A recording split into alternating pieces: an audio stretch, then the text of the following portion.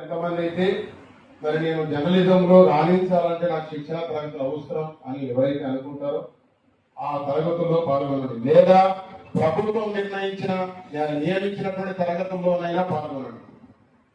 ప్రభుత్వం ఇప్పుడు మన మీడియా అకాడమీ చైర్మన్ గారు 7 జిల్లాల్లో తరగతులు నిర్వహించారు. అట్లనైనా పాల్గొనండి. ఎందుకంటే మనము యూనియన్లు కొన్ని సందర్భాల్లో యూనియన్లు చూడొద్దు, అసోసియేషన్లు చూడొద్దు. గవర్నమెంట్ మనకి ఏ అవకాశం ఇస్తే అవకాశాన్ని విక్రయం చేసుకోవాలి, వినియోగించుకోవాలి. సమాజాన్ని చైతన్యపరిచే మనం ముందు చైతన్యవంతులుగా కావాలి. మనం ఎక్కడ కూడా మైనస్గా ఉండొద్దు. వార్తలు రాయగలగాలి, స్టోరీలు రాయగలగాలి, ఇన్వెస్టిగేషన్ వార్తలు రాయగలగాలి. ఓన్లీ వాట్సాప్ లో వచ్చిన వార్తలు మాత్రమే రాసి ఇక నేను జర్నలిస్టులు అనొద్దు, అది కరెక్ట్ కాదు.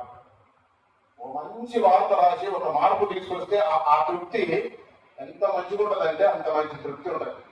10 మంది అయ్యా నువ్వు ఈ వార్త రాసినావు, మా వీధిలో కరెంట్ వచ్చింది, నువ్వు ఈ వార్త రాసినావు, మా వీధిలో ఈ గుండ పోయింది, ఆ సమస్య పోయింది అని ఆ రకంగా ఎవరైనా మన గురించి చెప్పినప్పుడు ఆ సంతోషం, ఆ ఆనందం వేరే అనిపిస్తుంది, చాలా హ్యాపీ అనిపిస్తుంది. అట్లా దృష్టి పెట్టండి.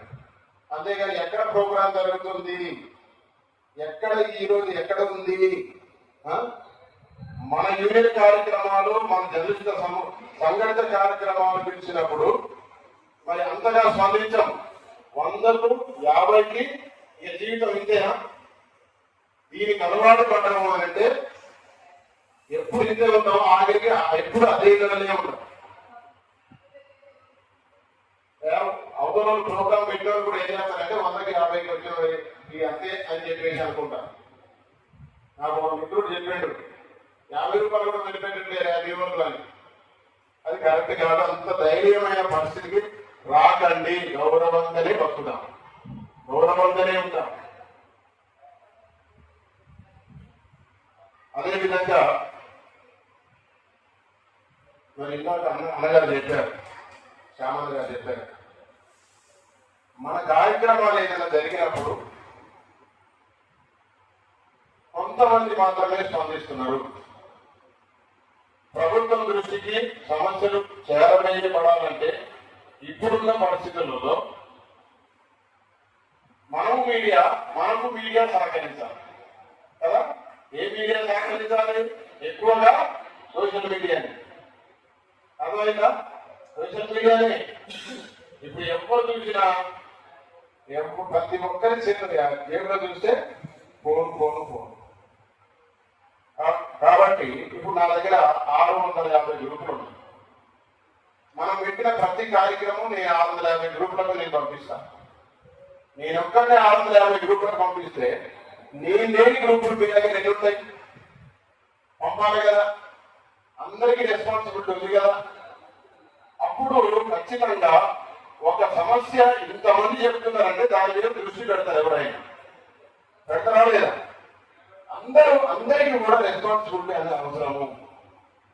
నేను లేని కార్యక్రమం నేను ఎందుకు పోస్ట్ చేయాలి అని ఒక ఆయన అనుకోవడం, లేకపోతే నేను పోస్ట్ చేయగానే అవతల ఆయన ఒక ఆయన ఉండి ఏమైనా అవసరమా, నువ్వు అందరూ గౌరవం ఎక్కువ, ఈ ప్రోగ్రాం నేను చెప్పాలన్నా వద్దా, నాకు చెప్పు, ఈ ప్రోగ్రాం నేను చెప్పాలన్నా వద్దా? చెప్పాలంటే మీ యూనియన్ కార్యక్రమాలు వేరే గ్రూపులలో పోస్ట్ చేయొద్దు. ఈ దగ్గర కూడా ఉంది.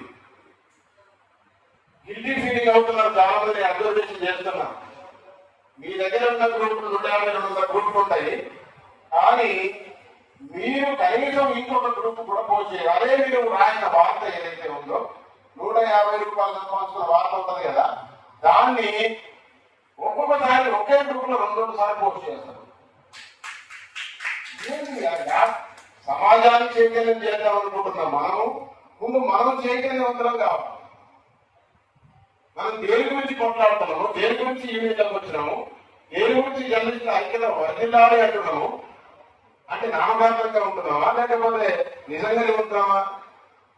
ఇది నాది మాది మాది మాది అనుకున్నప్పుడు మాత్రమే సక్సెస్ అవుతాము.